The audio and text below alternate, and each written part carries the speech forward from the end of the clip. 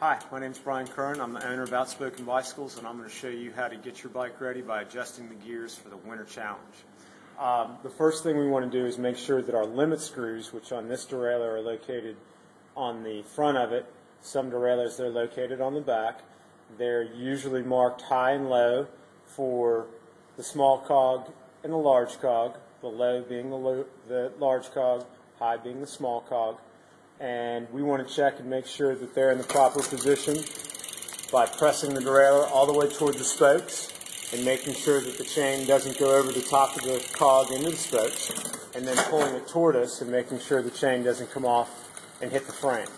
If either of those two things happen, we know that we need to tighten the respective screws to limit the travel. If they don't travel far enough, we need to loosen those limit screws.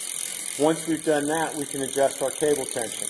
The easiest way to do that is to shift into the small cog, and then on this particular bike, the barrel adjuster is located on the shifter. Some bikes might actually have them located back here on the derailleur. Some have both. So what I'll do is I'll turn the barrel adjuster counterclockwise to take the tension off the cable. Then while pedaling, I'll press the thumb button one click, and as you notice, nothing happens back here at the cogs because the cable's too loose. And then I will start turning it clockwise until the shift initiates. Once the shift initiates, I'll go ahead and check it all the way through the rest of the cogs. If it hesitates going to a larger cog, I know I need to tighten it further. If it hesitates coming back down to a smaller cog, I know I need to loosen the cable. And you can see these gears are properly adjusted.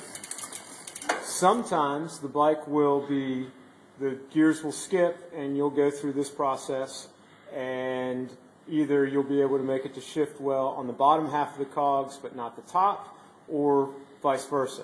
And usually what's happened there is that this derailleur hanger, go ahead and show them the back, this piece where the derailleur has attached has been bent one way or another. So if you can't get it adjusted right, the first thing you want to do is make sure that that tab is perfectly straight.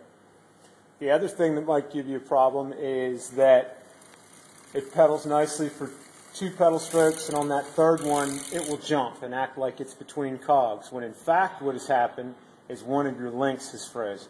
The easiest way to find that is to pedal backwards, and when the stiff link passes through the derailleur, you'll actually see the derailleur jump.